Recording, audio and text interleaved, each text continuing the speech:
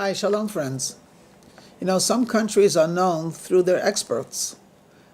We have Colombian coffee, there is American steel, there's Japanese electronics, and so on and so forth. But clearly, if you're drinking Colombian coffee, you're not in Colombia. It's merely something that Colombia exports. But to the best of my knowledge, there is only one land on earth where what it exports is actually itself. The Holy Land, Eretz Yisrael. If I ask you what would be the export of Eretz Yisrael, the answer is, if it's a holy land, it exports holiness. In fact, all holiness flows through the land of Israel. But not only does holiness flow through the land of Israel, but in a very real way. When a person creates and absorbs holiness wherever he might be, he's actually absorbing and creating a type of Israel environment. The spirit of Israel lives even in San Francisco. Now, obviously, we cannot manufacture holiness. There is no factory that can do it. Holiness is bestowed upon us from the Almighty, and it is bestowed upon us when we listen to Him and are obedient. But we can do activities that make us more receptive to be holy. We cannot create holiness, but we could prepare ourselves for holiness. And the way to do that, or at least one of the ways, is through creating purity. In Hebrew, it is called tahara. Now, purity is very difficult to actually explain it in its purest spiritual sense. But we know somewhat when we say purity of thought.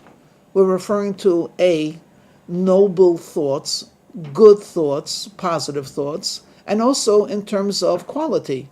It's not confused, it's clear. If I tell you purity of speech, it would mean adherence to grammar. It might mean no vulgarity, and so on.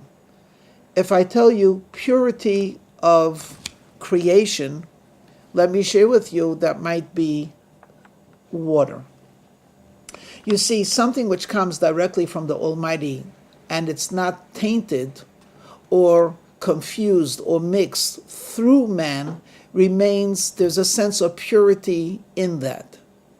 So a lake, an ocean, rainwater, the water is pure because it is coming directly from the Almighty God. The Torah decrees that when a person goes into this natural body of water, which is pure, it is, again, not through the agency of man, to a certain extent, we become connected to almost a primordial sense of cleansiness. As we are taught in the beginning of creation, the world was filled with water, of course, water being something that God Himself had created. It is for that reason we enter a mikvah in the same way we enter the world, without clothing, without anything artificial or man-made. We immerse ourselves in this natural pool of water which is pure, and we leave with a sense of purity, and perhaps, to use a word, with a bit more of innocence restored to us. Friends, we are building a mikvah in San Francisco.